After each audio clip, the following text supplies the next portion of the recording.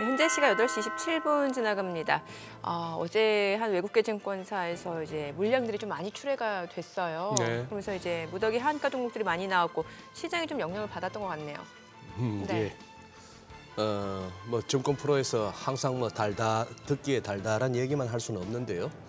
아까 이렇게 소개되었던 8개 하한가 종목을 이렇게 한번 대부분 그 과거 주가 추이를 한번 이렇게 살펴보신다면은 네.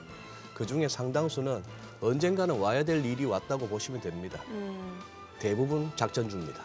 대부분 작전주고 주식시장이라는 곳에 늘 작전이 횡행하는 곳이긴 합니다만 저기에 뭐 몇 개 차트만 펼쳐보시면 무슨 말씀인지 느끼실 거예요. 정상적인 펀더멘털에 입각한 뭐 정상적인 수급에 입각한 그런 흐름이 아니었기 때문에 저런 식의 주가 흐름은 언제든지 보일 수 있었던 것이고요. 우리 적어도 뭐 SBS 비즈를 시청하시는 정도의 개인 투자자분들은 네. 저런 종목은 이렇게 한번 예를 들어서 경험 삼아 한번 하셨다가 정말 좋은 결과가 나온다 하더라도 그거는 길게 봐서 아주 위험합니다. 늘 그럴 수는 없기 때문에 그래서 이번 사태 같은 것도 혹시나 이제 주식 투자를 갖다가 길게 생각하시는 분들이라면은 저런 것도 한번 교훈을 삼으실 만한 주가 흐름이었다고 봅니다. 네. 네. 자, 그리고 어제 환율 흐름도 이제 연고점을 뚫고 올라가면서 이제 원화 약세 이것도 네. 사실 뭐 수급적으로는 그렇게 우호적인 여건이 아니다 보니까 좀 투자 심리가 위축이 될 수밖에 없었던 것 같아요. 예, 그런 것 같습니다. 지금 뭐 글로벌 달러 시세가 막 지금 막 강으로 가고 있는 건 아닌데 우리 원화의 상대적인 약세가 네. 지금 좀 지속되고 있는 그런 상황이고 또 뭐 1,330원이라고 하는 기술적으로 중요한 레벨을 올라선 상황이다 보니까 이제 조금 시장이 이제 긴장을 할 수밖에 없는 거죠. 그러니 이제 그렇게 얘기해 왔던 겁니다. 환율이 예를 들어서 좀 이렇게 안정적으로 내려가 주고 한다면은 뭐 고점 부담을 느끼는 증시에서도 추가 매수라든지 아니면 뭐 이런 걸 그렇죠. 갖다가 자신 있게 할 수가 있겠는데 네. 환율이 불안하다 뭐 이런 상황 하에서는 이제 매수도 조금은 이렇게 조심스러울 필요가 있는 그런 거죠. 같이 이제 살피면서 가는. 네. 네. 그래요. 자, 그럼 오늘 또 크로스 리서치 이재무 대표와 시장 이야기 나눠보겠습니다. 어서 오세요. 어서 오세요, 대표님. 네, 안녕하세요. 예. 네. 뉴욕 증시 상황부터 좀 짚어보죠. 혼조세로 마무리가 됐어요. 맞습니다. 그 3대 지수 모두 일단 혼조세 이제 마감됐는데 지수로 볼 땐 다우하고 이제 S&P 500이 그나마 이제 플러스 마감이 됐고요. 나스닥이 이제 마이너스로 마감이 되었는데 그 3대 지수 모두 이제 출발 분위기는 그래도 좀 나름대로는 좋았습니다. 이제 플러스로 시작을 했고, 근데 이제 막판으로 가면서 계속해서 이제 밀리는 모습이 나오면서 소위 말하면 이제 전강 후역 장세가 나타났다라고 이제 볼 수 있겠고요. 이제 이번 주부터 우리나라 그렇지만 이제 미국의 많은 기업들의 실적 이제 발표가 예정되어 있습니다. 이미 이제 실적을 이제 발표한 기업들, 그 기업들도 보니까 이제 주가 변동이 좀 나오고 있는데 우선 코카콜라가 예상치를 이제 상회하는 순이익을 이제 발표를 했는데요. 주가는 뭐 생각보다는 강하지는 않았습니다. 0.16% 정도 하락 마감한 게 좀 특징이었고요.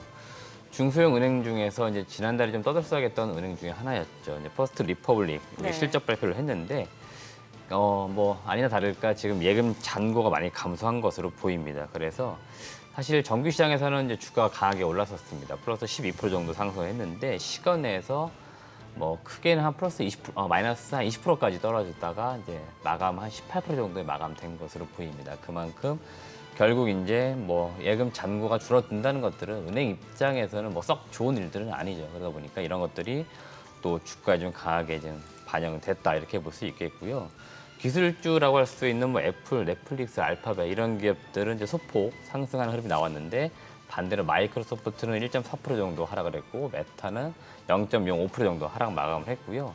전기차 관련된 기업들도 주가 방향성이 살짝 좀 달리 움직였다고 보시면 될 것 같은데 대표적인 테슬라 같은 경우에는 1.53% 정도 하락 마감을 했고 니콜라 같은 경우가 좀 11% 정도 급락하는 모습이 나왔었습니다. 반대로 리비안 같은 경우에는 플러스 0.9% 정도 상승하는 흐름이 나오면서 전반적으로 지금 뭐 실적 발표를 앞두고 그런 가운데 혼자서로 마감되었다라고 보시면 될 것 같습니다.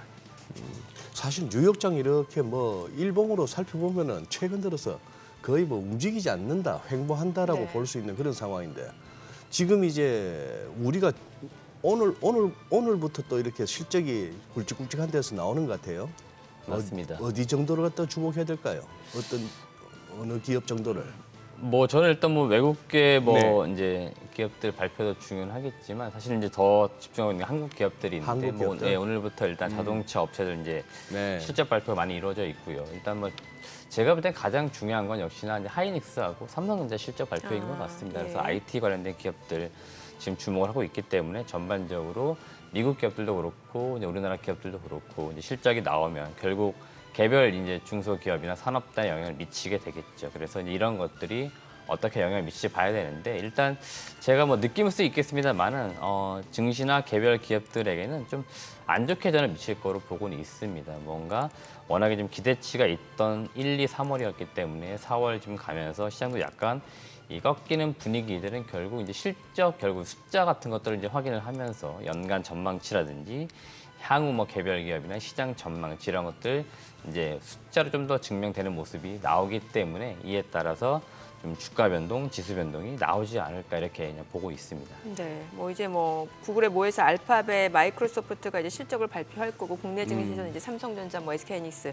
이제 말씀을 주셨는데 2차 전지 얘기를 또 안 해볼 수가 없는 게 사실 그동안 시장 상승을 주도해온 섹터가 2차 전지입니다. 뭐 종목별로 옥석 가리기는 필요해 보입니다만 분명히 성장 가능성이 굉장히 높은 산업이긴 맞는데 단기적으로 좀 일부 종목은 좀 과열한 측면이 있기 때문에 이 부분을 좀 전문가들이 많이 우려를 했었거든요. 맞습니다. 뭐 예. 지금도 마찬가지예요. 어제 같은 경우에도 보니까 그 에코프로하고 에코프로 이제 BM 같은 경우에는 시장보다는 훨씬 더 강했죠. 그래서 수급적으로 계속해서 떨어지면은 그 매수하고자 하는 그 대기 수요가 굉장히 좀 많아 보입니다. 그러다 보니까 에코프로 이제 그룹주들이 최근 좀 전반적으로 2차 전지 내에서도 유독 좀 강하게 올라왔던 어떻게 보면은 이제 그룹주들이었어요. 그러다 보니까 이들 기업들에 대한 우려감이 사실 있었는데 저는 이제 개인적으로 이 에코프로 이제 그룹주들도 약간은 좀 구분은 지어서 분명히 봐야 될 것 같아요. 네. 지금 상당히 과열되어 있는 종목이 어디냐면은 이제 에코프로인 겁니다. 에코프로는 아. 사실은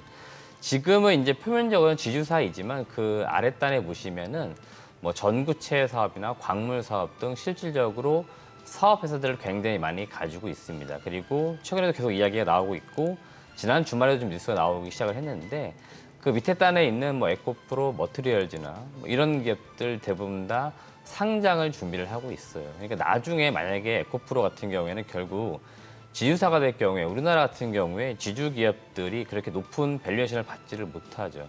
근데 아직까지는 사업 회사를 가지고 있기 때문에 지금 그 밸류들을 받고 있는 것들인데 여튼 이들 자회사들이 상장하고 나면은 에코프로 같은 경우는 주가가 좀 큰 폭으로 하락할 가능성도 있어요. 그렇기 때문에 제가 볼 때 지금까지는 수급적으로 어떻게 보면 밀어 올린 종목들이라서 에코프로를 유독 좀 조심하셔라 그런 말씀을 드리는 것들이고요.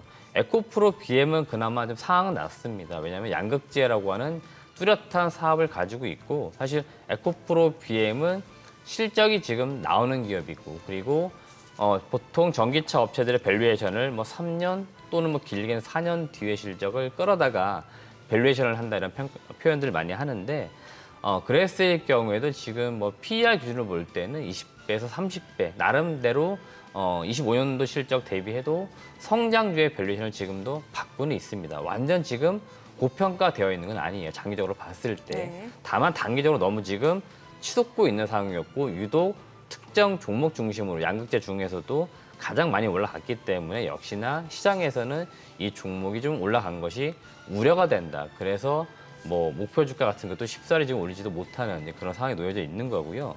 에코프로 HN이라고 하는 또 다른 그룹주가 있는데 사실 이 회사는 2차 전지 관련된 직접적인 사업을 하는 것도 아닙니다. 뭐냐면 환경 설비, 통상 이제 반도체나 디스플레이 같은 경우에 뭐 땅을 고른 상태에서 공장을 지어 올릴 때 설비 투자가 이제 들어가기 마련인데 이때 어떻게 보면 저감 장치, 온실가스 같은 저감 장치를 위한 사업을 하는 기업이에요. 환경 사업을 하고 있는 기업이라서 사실은 따로 분리했던 기업인데요. 이 기업도 사실은 에코프로 그룹주라고 해서 같이 올라간 거예요. 그러니까 이런 기업들은 사실은 지금 뭐 사업적인 뭐 전방시장도 다르고 현황이 굉장히 다른데도 같이 올라갔기 때문에 이런 기업들은 제가 볼 때 자기 본연의 가치를 찾아갈 거라는 거죠. 그 이야기는 지금 너무 올라왔으니까 오히려 떨어질 것을 의미하는 거죠. 그렇기 때문에 이런 기업들을 주의하시라 말씀드렸던 거고 그나마 에코프로 BM은 좀 멀리 봤을 때는 나름대로 적정 주가 그 범주 내에는 있다.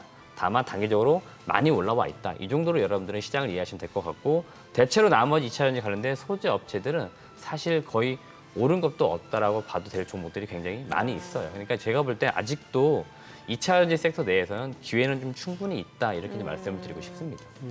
그래요.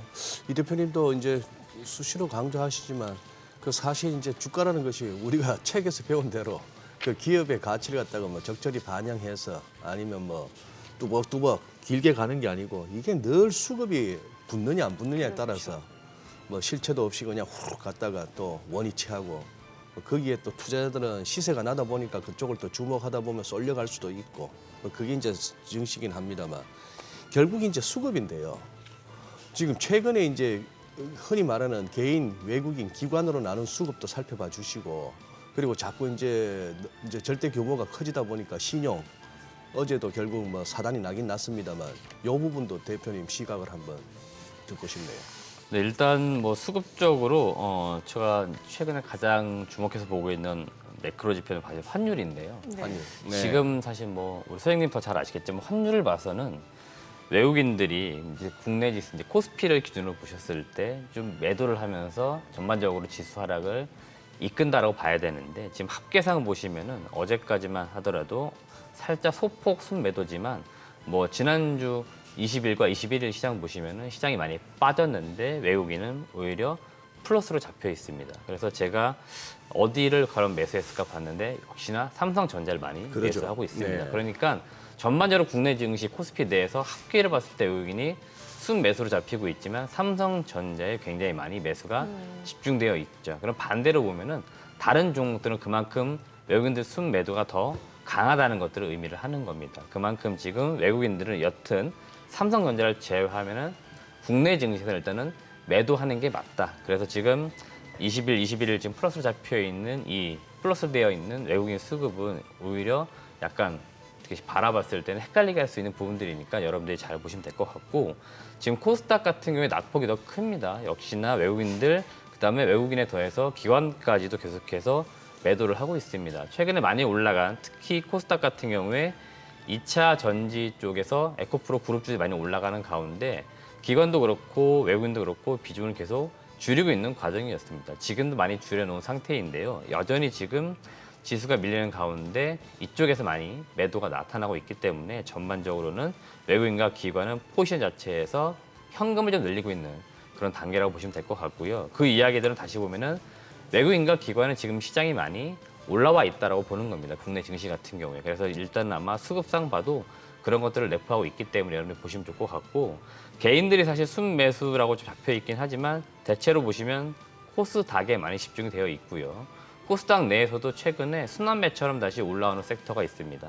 대표적인 게 바로 어디냐면 로봇하고 AI예요. 이게 잘 보시면은 1월, 2월, 3월 때 굉장히 강했었는데 4월 들어 상당히 주춤했습니다. 네. 보니까 많이 빠진 기업들은 마이너스 한 50%까지도 빠졌습니다. 고점 대비. 근데 여기에서 다시 반등 나오는 흐름들이 나오는데 여기에 매수 주체가 누구였냐면 바로 개인이었습니다. 그렇기 때문에 지금 개인분들은 여튼 좀 많이 올라갔다가 좀 쉬었다라고, 그러니까 조정이 나왔다라고 느껴지는 섹터나 종목들이 다시 들어가는 모습들이 나오기 때문에 역시나 제가 볼 땐 순환매 관점이고 오래 지속될 수 있는 수급은 아닐 것이다. 그래서 제가 볼 땐 또 단기적으로 올라간다. 그러면 또 반드시 또 빠르게 매도가 나올 수 있는 종목들이니까 이들 종목들은 좀 약간 손발이 느리신 분들이라면은 좀 네. 섣불리 접근하거나 그러진 않으시면 좋을 것 같고요. 마지막으로 좀 말씀드릴 게 뭐냐면 이제 어제 막 되게들 의아해하시거나 궁금해하셨던 것 같고 이게 지금 뭐 공통적으로 뉴스로 좀 나왔습니다. 네네. 뭐 어제 이제 하한가 나온 종목들이 속출을 했는데 저도 그 종목들을 개장 초부터 봤는데 최근에 굉장히 많이 조용히 올라왔던 기업들 중에 하나였습니다. 근데 이 기업들 특징이 좀 있긴 했었습니다. 뭐냐면은 일단은 뭐 어제 매도 창구 보시면 아시겠지만 SG증권이라고 하는 외국계 증권이었고요. 그리고 이들 종목들 그 신용 잔고 비율을 보면은 굉장히 높았습니다. 그러니까 신용으로 산 비중이 높았다는 것들을 의미하고 굉장히 조용히 올라온 상태에서 대거 이제 매도가 출회한 겁니다. 뭐 CFD 계좌 청산 때문이다. 사모펀드 청산 때문이다. 여튼 이유는 아직 명확하게 나온 건 없습니다. 지금 다 추정되고 있는 내용들인데 여튼 특정 창구 중심으로 특정 집단에서 매도가 나왔기 때문에 종목들이 빠진 거고요. 마지막으로 중요한 게 뭐냐면은 이들 종목들 어제 매도 잔량을 보니까 오늘 좀 더 빠질 것 같아요. 물론 오늘 개장 상황을 봐야겠지만 어제 그 매도 잔량으로 봤을 때는 추가적인 하락이 예상되니까 섣불리 많이 떨어졌는데 해가지고 들어가야겠다. 소위 말하는 떨어지는 칼날을 잡겠다. 그건 약간 위험할 수 있으니까 제가 볼 때는 지금으로서는 접근 자체를 안 하시는 게 좋겠다는 말씀 드리고 싶습니다. 그럼 결국에는 시장이 조금 뭐 가격 조정을 이어가는 과정이다 하더라도 종목 장세, 개별 종목 쏠림 현상은 있을 수 있다라는 거잖아요. 맞습니다. 예. 뭐 개별주 장세는 계속 나올 것 같고요. 오늘도 지금 뭐 몇몇 섹터는 좀 움직일 거 예상되는 게 대표적으로 뭐 방산이나 우주항공 이런 쪽입니다. 네. 지금 뭐 이번 주는 또 이벤트가 한미 정상회담이 있기 때문에 아마 그런 쪽에서 분명히 무언가 뭐 개별 섹터든 또는 뭐 종목이든 이슈가 분명히 나올 것 같아요. 그다음에 그럴 경우에는 이제 이들 종목들은 뭐 올라가는 흐름이 나오게 될 거고 제가 볼 땐 시장은 되려 이제 떨어지는 모습이 나오면서 올라간다 그러면은 아마 올라가는 쪽에 수급이 더 붙는 들어가는 그런 형태가 나올 수 있기 때문에 뭐 여튼 이번 주를 어떻게 보면 또 매매 기로 삼는 분들도 분명히 있을 것 같고요. 뭐 그런 차원에서 접근하겠다 그러시면은 뭐 충분히 접근해 볼 만하지만 전반적으로 시장 자체는 좀 이렇게 약간 슬로해지고 좀 힘들어지는 과정으로 가고 있다 이렇게 좀 정리를 하고 싶습니다. 지금 방산주 말씀 주셨는데 혹시 방산주 외에도 좀 어제 눈에 띄는 종목들이 있었나요? 일단 뭐 어제 그 눈에 띄었던 종목들 중에서는 일단 자동차 부품주 중에서 네. 저는 개인적으로 만도가 좀 눈에 띄었습니다. 만도. 뭐 주가로 볼 때는 그렇게 뭐 많이 오른 건 아니에요. 사실은 뭐 한 4.4%대 정도 상승을 했는데 뭐냐면 지금 현대기아차가 아마 현대차가 오늘 실적 발표를 할 건데요. 네. 자동차 섹터가 지금 대표적으로 실적이 좋을 거로 기대가 되는 섹터 중에 하나입니다. 근데 어제 만도가 실적이 사실 나왔고 시장 예상치가 좀 눈높이가 낮아 있긴 했어요. 근데 나름대로 낮아진 그 예상치 부합하는 실적이 나왔어요. 그러니까 시장 컨센서스에 부합한다 이런 평가와 함께 주가가 오른 것으로 보이고 단기적으로 1분기는 살짝 기대치보다는 못 미쳤거나 뭐 예상치보다는 좀 안 좋았다 하더라도 향후 2분기 이런 쪽 좋았다, 좋겠다 이런 전망들이 나온 것으로 보이고 지금 만도 같은 경우에는 사실은 사업적으로 자율주행 부품 우리가 주목을 해봐야 되는데 올해 그 현대차 G90 모델에 처음으로 레벨 3 단계의 자율주행 부품이 탑재가 됩니다. 그리고 이 차량이 올해 등장을 해요. 여기에 아마 만도가 부품을 공급하는 것으로 보입니다. 그러면 이런 자율주행 관련된 모멘텀이 일부 있기 때문에 그런 쪽으로 주목해보자 이런 의견과 함께 어제 주가가 좀 오르는 모습이 나왔다 이렇게 보시면 될 것 같습니다. 네. 자, 그럼 저희 전화 연결해서 또 전략 좀 세워보도록 하겠습니다. 오늘 필살기 이동우 대표 연결되어 있습니다. 안녕하세요. 네, 안녕하세요. 네, 어제 국내 증시 환율 이제 연고점을 경신하면서 투자 심리가 위축되는 모습이었고 최근에 뭐 빚을 내서 투자하는 분들도 많이 늘어나는 것 같습니다. 오늘장 일단 어제장 흐름 좀 리뷰를 해보면서 오늘장 흐름 어떻게 전망하시나요? 네, 전일 국내 증시 한중 관계 경색 우려와 함께 SG증권의 CFT 계좌 반대 매매 의혹 그리고 주가 조작설로 인해서 많은 종목들이 좀 하락을 기록하면서 하한가를 기록하면서 하락세로 좀 마감되었습니다. 뭐 작년 연말부터 해서 주가가 좀 많이 오르고 거래량은 적은 상태로 신용 잔고가 좀 높았던 종목에서 10배 가까운 레버리지를 활용해서 큰 수익을 챙길 수 있었던 CFT 계좌가 SG증권 창구를 통해서 반대 매매 의심 물량이 대거 출회되면서 시장 분위기를 더욱 험하게 만든 것으로 좀 풀이되는데요. 뭐 금일도 금일 하락 분위기를 뒤집을 호재는 아직 좀 보이진 않고 전일에 이어서 신용 잔고가 높았던 종목들의 불안감들은 더 이어질 것으로 보여서 뭐 이번 주 이제 테크 기업들의 실적 우려감도 있기 때문에 조정과 하락 분위기는 조금 더 이어질 것 같습니다. 혹시 소폭 반등 시에도 접근보다는 오늘은 뭐 관망하시는 게 조금 좋을 것 같습니다. 예. 뭐 이렇게 한 사흘 연속 이렇게 장이 빠지다 보니까 이제 또 자신감이 좀 떨어질 그럴 수도 있는데 우리 이동우 대표님께서 지금 주목하고 계신 섹터나 종목 한번 또 소개해 주시죠. 뭐 어제에 이어서 이제 부담감은 조금 줄어든 상태이긴 합니다. 어쨌든 3일 연속 이제 하락을 좀 보인 상태라서 뭐 저가 매수의 유입이 조금은 주 후반 정도에서는 좀 기대가 되는데요. 뭐 일단은 뭐 2배 이상 오른 상태의 차익 실현을 좀 보이는 종목들도 좀 많을 수 있기 때문에 뭐 어제 이제 CFT 계좌 사건도 있었고 해서 이제 한 번 더 개인적인 포트 점검은 좀 필요는 해 보입니다. 그런 와중에 이제 뭐 오늘 첫 번째로 눈여겨볼 쪽은 이제 신재생 에너지 쪽에서 원자력 관련주인데요. 한정기술과 두산에너빌리티입니다. 윤 대통령의 이제 방위의 한정 관계자랑 한수원 사장이 이제 동행을 하게 되면서 미국 원전회사인 웨스팅하우스에 하우스와의 관계 개선과 협력 방안 가능성이 좀 생겼고요.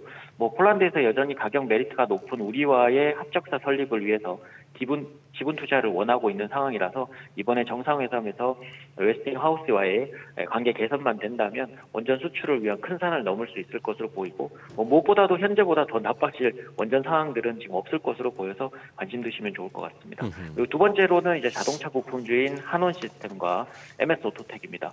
1분기 실적 발표에서 나란히 영업이익 1, 2위에 오를 것으로 전망되는 현대차와 기아로 인해서 관련 자동차 부품주들도 덩달아 실적 호조가 예상이 되는데요. 현대차와 기아가 IRA의 보조금 대상에서는 해당되진 않지만 일본과 독일차도 마찬가지이기 때문에 추가로 점유율 하락은 크지 않을 것으로 보이고 차량 인도 기간 단축 그리고 재차 환율 개선 등의 기대감으로 주목해 보시면 좋을 것 같습니다. 네. 자, 오늘 양시장 일단 또 코스닥 조금 더 추가적인 하락이 예상되는 호가 분위기인데 어떤 전략 좋을까요? 일단은 지난주에 이제 미국 인플레이션 추세가 둔화됐고 경제 지표 호조에도 단기적으로는 이제 재차 굴이나 설탕 등 일부 물가가 다시 최고치를 좀 보이고 있고 러시아의 이제 제재 움직임과 함께 흑해 곡물 협정 중단 우려 지속으로 글로벌 기축 가능성이 확실히 조금 지속되는 모습들이 이어지고 있을 것 같습니다.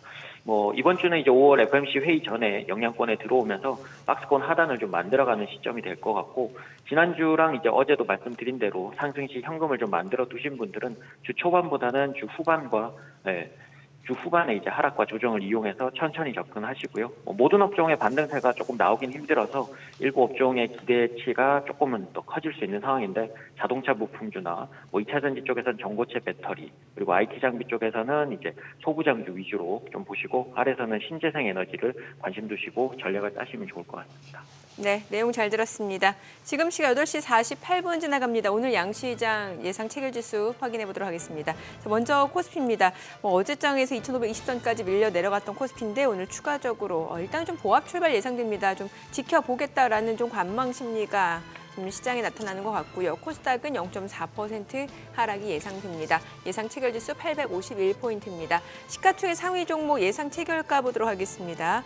오늘 삼성전자 0.3% 지금 호가에서는 상승이 예상됩니다. 예상 체결가 65,400원이고요. LG 에너지솔루션 보합 예상됩니다.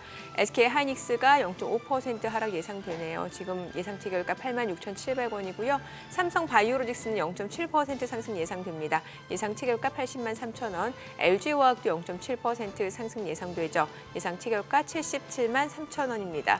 삼성 SDI 오늘 1.3% 상승 예상됩니다. 닷새 만에 반등 시도할 걸로 보이고요. 호가에서 73만 6천 원으로 집계가 되고 있죠. 삼성전자 우선주는 소폭 하락 출발 예상되고요. 현대차 강보합권 예상됩니다. 기아 0.8% 하락 예상되고요. 포스코홀딩스는 보합 출발 예상되고 있습니다. 코스닥 시가총액 상위 종목 예상 체결가도 보도록 하겠습니다. 에코프로비엠 오늘 1.4% 지금 반등 좀 시도할 걸로 보입니다. 예상 체결가 27만 5천 원이고요. 에코프로 0.3% 상승 예상되면서 주가 재차 60만 원 또 회복을 좀 시도할 걸로 보입니다. 셀트리 헬스케어 보합 출발 예상되고요. LNF 0.3% 하락 출발 예상됩니다. HLB가 1.3% 약세가 예상되네요. 예상 체결가 33,500원이고요. 셀트리온지아 0.7% 상승 예상됩니다. 카카오게임즈가 소폭 하락 출발 예상되고요. 그밖에 JYP 엔터테인먼트, 오스템 임플란트, 펄어비스는 호가에서 아직까지 뚜렷한 움직임을 보여주진 않고 있는 상황이죠. 이제 개장까지 9분여가량 남았습니다. 시장 이야기 좀 이어가 보도록 하죠. 일단은 전반적으로 조금 상승 탄력이 좀 다소 둔화되고 있는 시장 분위기긴 합니다만 그렇다고 낙폭이 아주 클 것 같지도 않은 것 같거든요. 어떻게 보시나요? 저는 개인적으로 예. 오늘은 반등이 나와줘야 되는 길목이거든요. 예. 이제 기술적으로만 말씀드리자면은 어지간한 지수나 우리가 대부분 관심을 갖고 보는 주요 종목들 보면은 이렇게 꺾이고 나서 아직까지 우상향하고 있는 21선 근방에 다 건드려 버렸습니다. 지수도 피보나치 레벨로 봤을 때 어느 정도 필요했던 조정 레벨, 코스닥 같은 경우 했기 때문에 사실은 우리 책에서 보는 그런 거 있잖아요. 적산병, 흑산병, 피태먹은 얘기입니다만 그런 게 나오면 무슨 적산병이 나오면 상승 추세 신호, 흑산병은 하락 추세 신호입니다만 그거 보고 바로 들어가면 늘 이렇게 며칠 또 고생해요. 네. 적산병 나오면 한 며칠 조정, 흑산병 나오면 며칠 반등 이런 게인데 사실은 그래서 지금은 반등이 나와주는 게 맞는데 그게 안 되고 그냥 어제처럼 이렇게 뒤로 갈수록 흘러내리는 장이라면은 정말 심각한 거예요. 근데 네. 그 가능성은 그렇게 높아 보이지 않습니다만 오늘 같은 날은 사실 좀 이렇게 어느 정도 반등이 나와주는. 근데 그것을 뭐 이제 반등 끝인지 아닌지는 또 우리가 네. 확인하는 시간이 필요하죠. 예. 네. 뭐 지금 하락 끝인지는. 네, 종목 장세는 뭐 계속 이어질 수밖에 없는 시장 환경이니까 사실 어떤 섹터에 주목을 하는지에 따라서 뭐 수익률은 극명하게 엇갈릴 수밖에 없을 것 같고 또 2차 전지는 보면은 오늘 뭐 에코프로 그룹주들은 다시도 매수세가 좀 유입이 될 걸로 기대가 되고 있는 호가 분위기고 어떤 쪽을 봐야 되는 거예요? 좀 어려운 질문인가요? 네. 일단은 저는 좀 명확한 것 같아요. 일단은 뭐 누가 뭐래도 주도주는 2차 전지입니다. 그래서는 네네네. 만약이라도 2차 전지 이제 관련된 기업들이 최근 이제 시장이 좀 밀리면서 주가가 많이 내려온다. 뭐 그런 기업들은 올라갔을 때 못 샀는데 하셨던 분들이라면 저는 다시 한번 분명 매수 기회를 주고 있으니까 그런 기업들은 보시라 말씀드리는데 대표적인 기업들이 뭐 LNF 이런 기업들인 것 같습니다. LNF도 최근에 뭐 30만 원 중반대 갔다가 다시 20만 원대 중반까지 내려온 상황이에요. 최근 한 달 사이에 20만 원대 중반대에서 30만 원대 갔다가 다시 내려온 거니까 어떻게 보면 한 달 사이에 제자리 돌아온 거죠. 가격으로 지금 보면. 탑픽이라고 화면에 나오고 있는데 이거는 네네네. 이재모 대표님의 탑픽인 그렇죠. 거죠. 그래서 2차 전지 섹터 내에서 예. 양극재 관련돼서 LNF를 지금 탑픽으로 꼽아드리는데 제가 다시 한번 비교해드리는데 에코프로 BM, 포스코 퓨처엠이 시가총액이 지금 거의 28조, 30조 육박을 하고 있는데 포스코 퓨처엠은 공시 나온 내용도 보면은 사실 호재인 거잖아요. 그렇죠. 예. 네. 그러니까 계속 증설을 할 수밖에 없습니다. 그러니까 이쪽 섹터는 계속 자금 조달하고 증설하고 매출 이익 늘리고 이런 스토리가 계속 한 3년, 5년 이어집니다. 그러니까 계속 올라가는 산업이기 때문에 계속해서 이들 기업들 주가가 저는 꾸준히 우상향 한다 이렇게 보는 겁니다. 다만 단기적으로 올라간 기업들을 접근하지 말고 또는 상대적으로 아직 싸게 거래되고 있는 기업을 보자는 거고요. 사실 제가 이 3개 기업을 지난번에 한번 비교해 드렸는데 26년도 그러니까 이 3개 업체가 공장을 증설한 다음에 이익을 낸다라고 했을 때 대략 평균적으로 1조에서 한 8천억 정도 영업이익을 벌어들인다고 하는데요. 그러니까 대체로 지금 이익 규모가 비슷해집니다. 시장 어떤 점유율도 비슷해져요. 그리고 지금 이들 기업들 잘 보시면은 고객사 다변화 노력들을 계속 하고 있습니다. 그러니까 비슷한 스토리예요. 다 똑같습니다. 근데 사업 내용이 다 똑같은데 지금 주가만 지금 차이가 나 있기 때문에 결국 이 기업들의 주가는 비슷해진다는 겁니다. 그래서 안 간 기업이 올라가거나 또는 올라간 기업이 떨어지거나 하는 과정이 나올 거란 얘기죠. 그래서 지금 양극재 관련돼서는 저는 LNF를 보시라 말씀드리는 거고 음극재 관련돼서는 대주전자재를 제가 볼 땐 꼭 보셔야 될 것 같습니다. 왜 그러냐면 이 배터리 업계도 양극재 쪽에서 기술 개발은 어느 정도 다 이제 끝난 상태입니다. 통상 하이니켈이라고 부르는 요 뭐 양극재 이거를 공급하는 게 지금 뭐 거의 최종적으로 와 있는 것들이고요. 이제 음극재 쪽에서 기술 개발이 많이 이루어져야 되는데 그게 바로 이제 실리콘 음극재인 거죠. 그래서 지금 가장 주목받고 있는 기업이 바로 대주전자재료예요. 이 기업도 최근 한 달 사이에 10만 원대 있던 주가가 한 13만 원대까지 가는 것 같더니 대략 다시 10만 원대 내려왔습니다. 그럼 다시 한번 나한테 매수 기회를 줬다라고 생각하시면 돼요. 그리고 이 기업도 2026년도에 보니까 영업이익이 한 3천 원 이상 나올 것 같습니다. 지금 시가총액이 대략 한 1조 원대이니까 그렇게 비싼 건 아니에요. 그러니까 통상적으로 3년, 5년 뒤에 실적을 땡겨서 밸류에이션 한다 이런 평가들이 많은데 이 기업은 그렇게 따져보면 PER 기준으로 볼 때는 지금 10배 미만의 거래가 되는 거죠. 그만큼 지금 성장성 고려했을 때는 상당히 지금 유망하기 때문에 보셔라 말씀드리는 거고 첨보 이런 기업들도 마찬가지입니다. 최근에 주가가 오르는 것 같더니 다시 제자리예요. 그러니까 이런 기업들이 제가 볼 때 기회가 있다라고 보는 것들이고요.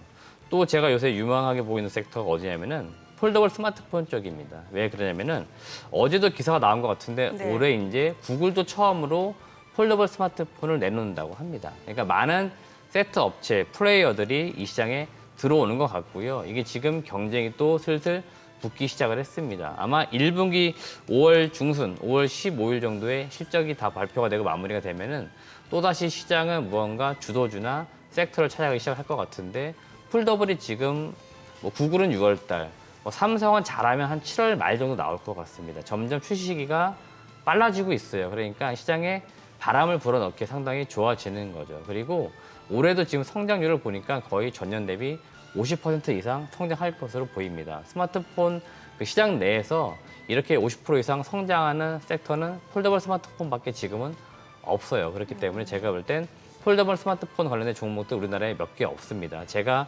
지난주 소개시켜드렸던 파이낸텍 같은 경우 잘 보시면은 그 매장 힌지. 네네 시장 예. 빠질 때 잘 보시면은 주가가 생각보다 잘 안 빠집니다. 그리고 KH바텍이나 다른 기업들도 상대적으로 지금 덜 빠지고 있어요. 그 이야기들은 뭔가 추세를 위로 좀 만들려는 흐름들이 있기 때문에 그만큼 수급이 강하게 들어오고 있기 때문에 이런 쪽에서 뭔가 또 새로운 섹터 테마가 이루어질 수 있기 때문에 보시면 좋을 것 같고 이들 기업들이 또 통상적으로 또 3분기 실적이 가장 좋아요. 그러다 보니까 아마 1분기 실적이 마무리되면은 하반기 전망도 또 나옵니다. 그러면 당연히 폴더블 스마트폰 관련된 종목도 이야기 나오니까 한 번씩 잘 보시면 좋을 것 같아요. 그러면 그 소형 디스플레이는 삼성 디스플레이 쪽인데 이거는 상장사가 아니니까 관련 종목이 따로 없을까요? 삼성 디스플레이 이제 뭐 대표적인 상장사는 삼성전자죠. 그래서 삼성전자. 삼성전자를 우리가 봐야 되는데 사실은 삼성전자 그 밑에 따르는 디스플레이가 많은 부품을 조달받아서 완제품을 만드는 거죠. 그 완제품을 다시 베트남에 있는 삼성전자 공장에 보통 갖다 줍니다.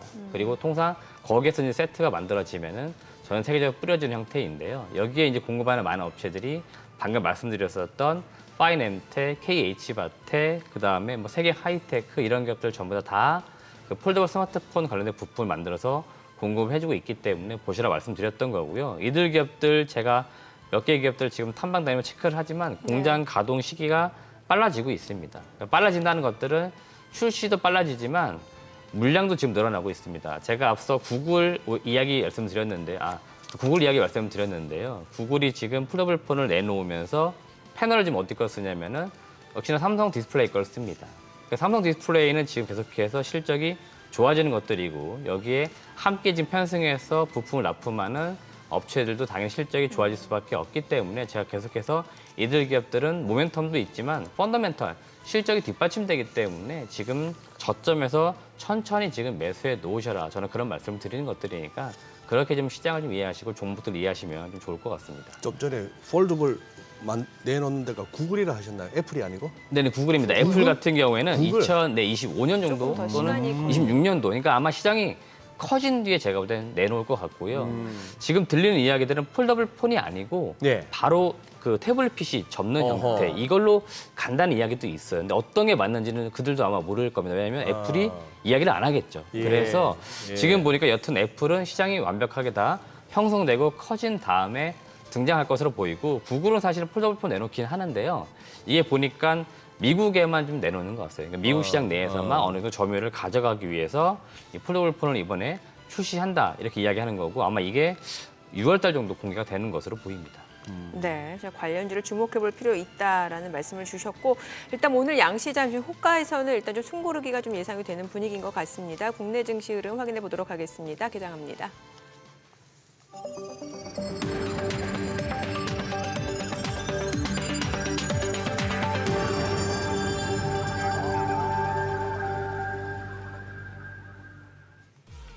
네, 4월 25일 화요일 국내 증시 개장했습니다. 어제 국내 증시 같은 경우는 이제 환율이 연고점을 뚫고 올라가면서 원화 약세가 좀 수급적으로 부담 요인이었던 것 같습니다. 투자 심리가 위축되는 모습이었고 여기에다가 또 소시에테 제네랄 외국계 증권사에서 이제 물량들이 좀 많이 나오면서 하한가 종목들이 속출하는 모습이었고 이 역시도 좀 악재로 인식이 되는 것 같았고요. 간밤 뉴욕 증시 주요 기업들 실적 발표, 구글의 모 회사죠 알파벳 그리고 또 마이크로소프트 실적 발표를 앞두고 또 투자자들 좀 관망 심리도 셌던 것 같습니다. 일단 오늘 양시장 출발 지수 확인해 보도록 하겠습니다. 자, 먼저 코스피입니다.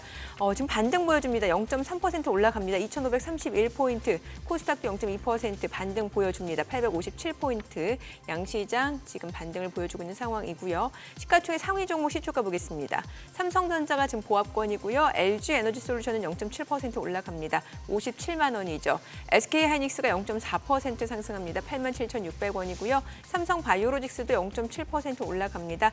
80만 4천 원. LG화학이 1% 올라갑니다. 77만 5천 원이고요. 삼성 SDI가 1.3% 상승합니다. 73만 6천 원. 그리고 현대차도 0.68% 상승 중이고요. 삼성전자 우선주는 소폭 떨어집니다. 기아가 0.3% 올라갑니다. 8만 5천 원. 포스코홀딩스가 1% 올라갑니다. 40만 2,500원에 거래되고 있습니다. 오늘 종목들 또 반등을 보여주고 있는 종목들 눈에 많이 띄는 것 같고요. 코스닥 시가총액 상위 종목 시초가도 보도록 하겠습니다. 에코프로비엠이 1% 올라갑니다. 27만 4천 원에 거래되고 있습니다. 닷새 만에 반등을 보여주고 있고요. 에코프로 2% 올라갑니다. 지금 현재 61만 1,000원권에서 거래되고 있습니다. 어제장에서도 이미 4% 강세를 보여줬고 또 추가적으로 상승세 이어집니다. 60만 6,000원에 거래되고 있는 상황이고요. 셀트리온 헬스케어도 0.7% 올라갑니다. LNF도 1% 상승합니다. 29만 원이고요. HLB 강박권이고요. 셀트리온 제약 0.7% 올라갑니다. 84,400원. 카카오 게임즈가 소폭 떨어지고요. JYP 엔터테인먼트가 0.2% 올라갑니다. 오스템 임플란트가 약보합권이고요. 펄어비스가 0.3% 상승하면서 43,200원에 거래되고 있습니다. 수급 상황 좀 체크를 해보도록 하겠습니다. 오늘 유가증권 시장에서 개인 투자자 순매수 보여줍니다. 393억 원 매수 우위고요. 외국인은 383억 원, 기관은 10억 원 매도 우위를 나타내고 있습니다. 업종별로 봤을 때 외국인 운수장비에서 물량 내놓고 있는 모습이고요. 개인 투자자는 운수장비에서 순매수 보여주고 있습니다. 그밖에 철강, 금속, 비금속 광물 섹터에서도 개인 투자자 매수로 대응을 하고 있는 상황이고요. 코스닥 수급 확인해 보도록 하겠습니다. 코스닥 쪽 개인 투자자 홀로 순매수입니다. 230억 원 순매수고요. 외국인은 212억 원, 기관은 21억 원 매도 우위를 나타내고 있습니다. 자, 오늘 환율이 좀 중요해 보이는데 외환시장 개장 상황입니다. 달러 환율 3원 30전 하락한 1331원 50전에 개장이 됐습니다. 뭐 일단 환율 자체는 좀 어제는 약간 불안했던 것 같은데 그래도 오늘은 좀 괜찮네요. 예. 뭐 이렇게 항상 뭐 이렇게 톱니처럼 네. 덜쭉날쭉하면서 이제 가는 그런 상황이죠. 여전히 지금 1330원 공방이라 보시면 될 것 같습니다. 지금 그리고 다행스러운 거는 옥석 가리기는 시장에서 이제 서서히 진행되는 것 같아요. 그냥 묻어서 다 오르던 장이 아니고 네. 갈만한 회사는 좀 이렇게 어느 정도 밀리고 나면은 또 이렇게 저가 매수가 들어와 주는 거고, 그다음에 아니다 싶은 종목들은 결국 묻어서 가는 거는 대충 이제 뭐 어느 정도 이제 일단락된 거 아니냐 하는 그런 흐름이 좀 보이네요. 그래요. 또 기업 탐방 다녀오시니까 그 내용을 좀 들어보고 시장 이야기 이어가 보도록 하겠습니다. 네, 일단 예. 제가 오늘 탐방 다녀온 종목 소개해드릴 기업은 이제 제우스라고 하는 기업인데요. 제우스. 좀 사업은 굉장히 오래된 회사예요. 1970년 설립돼가지고 2006년 코스닥에 상장을 했는데 시장에서는 지금까지는 이제 반도체라든지 디스플레이 장비 업체로 많이 인식이 되어 있습니다. 주요 고객사 같은 경우에는 삼성전자나 하이닉스. 지금 하이닉스는 거래가 거의 없습니다. 주로 이제 국내는 삼성전자이고요. 중국 업체들이 지금 최근에 반도체 투자가 많다 보니까 중국 업체들 다수를 지금 이제 거래선으로 확보를 하고 있는 그런 기업인데요. 제가 이제 제우스를 주목하고 있는 포인트는 뭐냐면은 지금 신규 사업으로 진행을 하고 있는 로봇 사업입니다. 최근에 로봇 관련된 기업들이 워낙에 지금 주목을 받다 보니까 기업 가치들이 한 단계가 아니고 두 단계, 세 단계 정도 레벨업이 된 상태이죠. 아마 제가 볼 때는 제우스가 조만간 그들 기업과 맞먹을 정도의 제품들을 시장에 내놓을 것으로 보입니다. 근데 아직까지는 제품이 시장에 나오지 않았기 때문에 나름대로는 저평가를 받고 있어서 지금 주목해보자 그런 말씀을 드립니다. 로봇 쪽 사업 같은 경우에 그 동사의 그 사업 보고서를 보시면 FA라고 되어 있는 사업 부문이 있는데 이게 지금 18% 되어 있습니다. 이쪽이 물류 자동화 또는 산업용 로봇이라고 되어 있긴 한데요. 이게 사실은 동사가 만든 로봇은 아니고요. 일본에 있는 로봇 업체의 그 제품을 이제 국내로 들여옵니다. 그리고 국내에 이제 유통을 해가지고 하는 사업을 했던 거예요. 이게 지난 한 30년간 해왔던 사업인데요.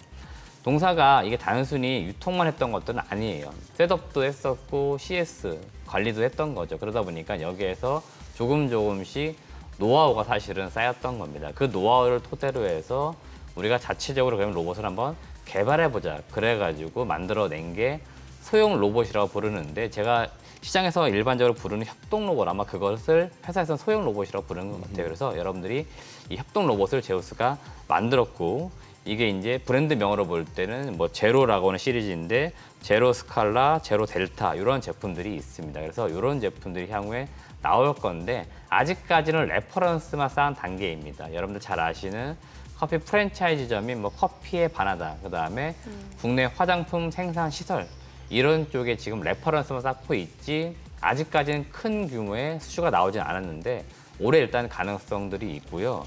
지금 그 업계 저도 좀 돌아다니면서 물어보기도 하는데 생각보다는 화장품 그 포장하는 쪽에서 사람 손이 굉장히 많이 간다라고 합니다. 그러다 보니까 이쪽을 대체적으로 인력을 이제 로봇으로 대체하려는 움직임들이 나오는 것 같아요. 그러다 보니까 생각보다는 로봇 기업들 저도 가서 많이 물어보는데 화장품 쪽에서 수요가 많다 이런 이야기들을 해요. 동사 같은 경우는 지금 보니까 화장품 관련된 업체 몇몇하고 지금 딜이 진행 중에 있다라고 합니다. 아직까지는 확정되지 않았기 때문에 뭔가 발표할 수 있는 단계는 아니지만 조만간 우리가 좋은 소식을 한번 기대해 볼 수는 있겠다 이런 말씀 드리겠고요.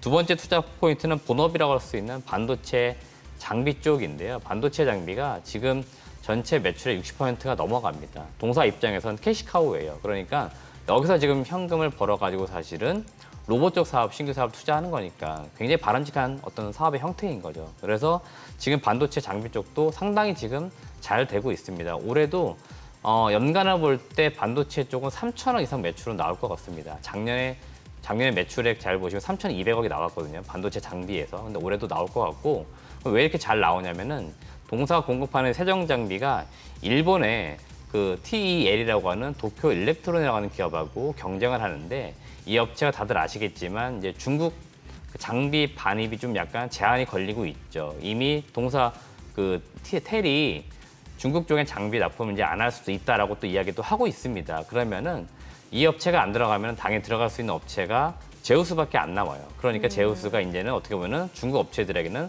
단독으로 납품할 수 있는 시장이 지금 열리고 있는 과정인 겁니다. 그래서 올해 반도체 장비 쪽도 상당히 수주라든지 이런 게 잘 나올 수 있기 때문에 주목해보자 이런 말씀 드립니다.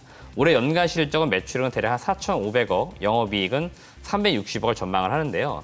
매출액 작년에 5천억 나왔다가 올해 약간 슬로해지는데 이거는 디스플레이 쪽이 지금 약해요. 그래서 디스플레이 쪽 매출이 빠진 게 약간 아쉽긴 하지만 전반적으로 반도체는 견고하고 플러스 알파 요인이 바로 로봇 쪽에서 나올 거다. 그러면 우리가 여기에 한번 주목해보자 말씀드리면서 지금 관심 있게 보시면 좋겠습니다. 네, 오늘 기업 탐방과 관련해서 소개해드린 종목은 저희 크존 앱에서 자세한 내용 확인해 보실 수 있으니까 시청자 여러분들 참고해 주시기 바랍니다.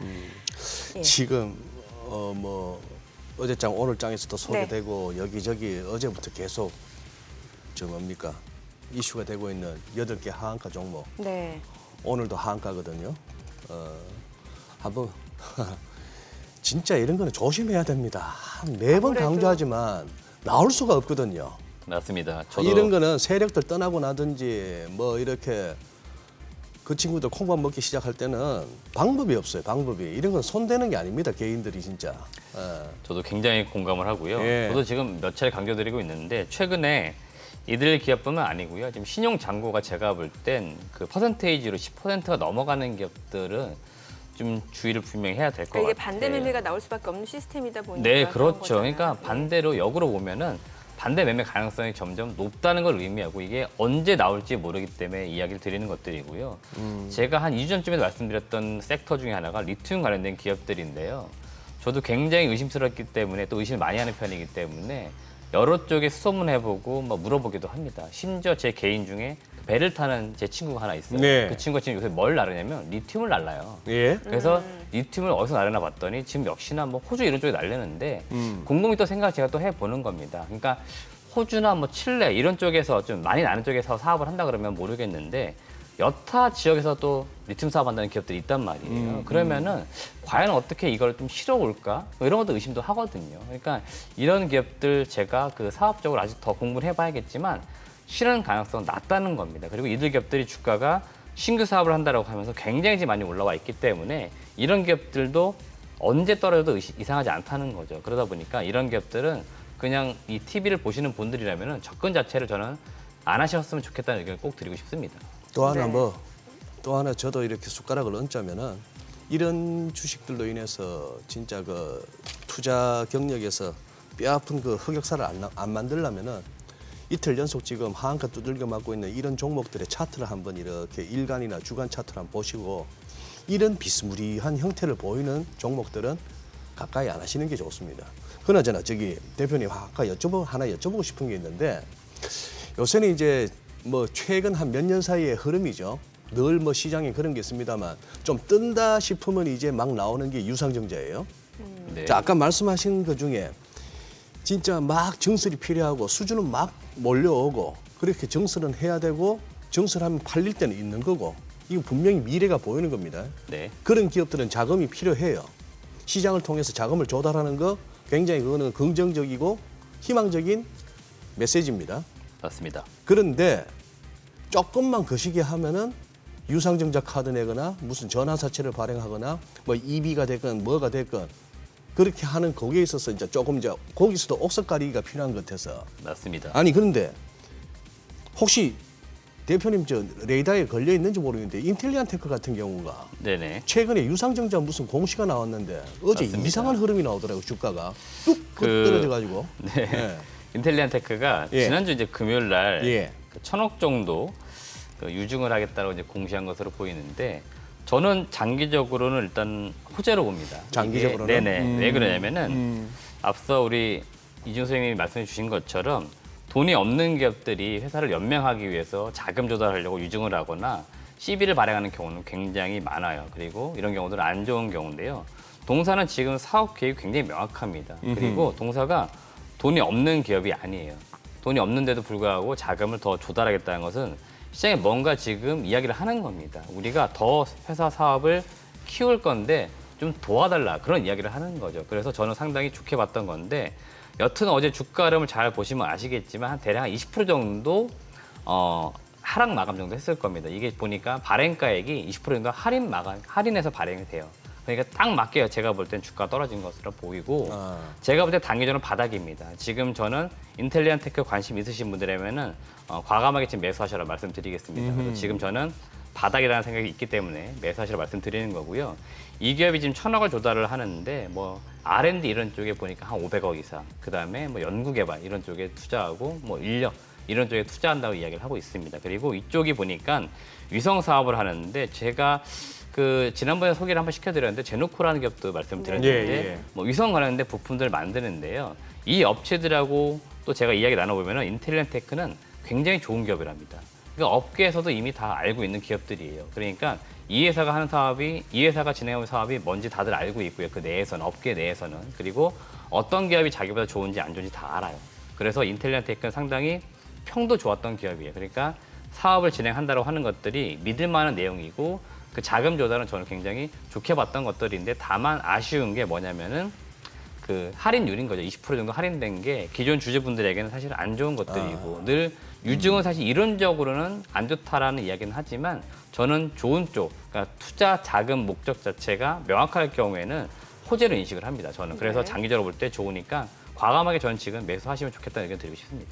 오늘 보니까 그 그러니까 영상 컨텐츠 영화 관련주들이 많이 올라가는데 뭐 제가 종목을 좀 볼게요. 쇼박스가 지금 24% 급등 중이고 그다음에 스튜디오 드래곤도 오늘 올라가고 있는 상황이고 뭐 NEW, 바른손, 초록빛 미디어, 에이스토리 이게 다 이제 뭐 배급이나 유통이나 아니면 컨텐츠 제작 쪽이잖아요. 그럼 이거는 순환매로 봐야 되는 건지 아니면 이쪽에 앞으로 조금 더 뭐 호재가 될 만한 그런 모멘텀이 따로 있는 건지 좀 궁금해지네요. 일단 제가 볼 때 오늘 그냥 순환매 관점인 것 순환매. 같고요. 순환매 이유는 있습니다. 예. 혹시 넷플릭스를 한번 검색해 보시면은 네. 투자 이야기가 나왔을 겁니다. 지금 윤석열 대통령이 넷플릭스 임원진들 만난 것 같습니다. 그래서 넷플릭스 쪽에서 한국 콘텐츠에 얼마를 투자하겠다 이런 소식이 개장 전에 전해졌습니다. 금액을 보니까 4년간 3조 3천억 정도를 투자한다 이런 이야기 뉴스가 개장 전에 나왔어요. 아마 이 소식 때문에 국내 콘텐츠와 관련된 기업들이 많이 오르고 있는 상황이고 네. 다들 아시겠지만 좀 스몰캡 종목들이 아무래도 영화라든지 드라마 제작할 때 비용이 좀 딸리죠. 그러다 보니까 이런 기업들에게 아마 투자가 많이 이루어질 것으로 보입니다. 그래서 아마 이들 기업들 주가가 오늘 좀 더 강하게 오르고 있다라고 보시면 될 것 같습니다. 특히 뭐 스튜디오 드래곤은 디즈니 플러스랑 협업한다고 하는데 사실 요즘에 TV 안 보고 대부분 다 OTT, 뭐 넷플릭스, 디즈니 플러스, 티빙 다 이런 거 보시잖아요. 맞습니다. 저희 집에도 TV가 그냥 벽에 가만히 있습니다. 거의 장식품. 일주일에 한번 킬까 말까요. 대부분 다 유튜브나 뭐 스마트폰을 많이 보기 그러니까. 때문에 요새 TV는 장식품이라고 봐야겠죠. 네. 지금 넷플릭스 말씀하셔가지고 바로 넷플릭스 한번 검색해 보니 2021년 11월 달에 700불 갔던 주가가 이게 또 150불 갔다가 지금 329불이니 700불에서 150불이면 이게 얼마가 됩니까? 그렇게 빠졌다가 또 150불에 들어갔으면 또 따블이에요. 네. 이게 타이밍이 같습니다, 주식은. 최악일 때 매수했다가 좀 좋은 시절에 이제 매도하는 게 가장 바람직하다고 봅니다. 아유, 예, 그러네요. 천하의 네. 넷플릭스도. 예, 알겠습니다. 또 시장에 관한 이야기, 종목 이야기 들어봤습니다. 내용 잘 들었습니다. 예, 고맙습니다. 고맙습니다.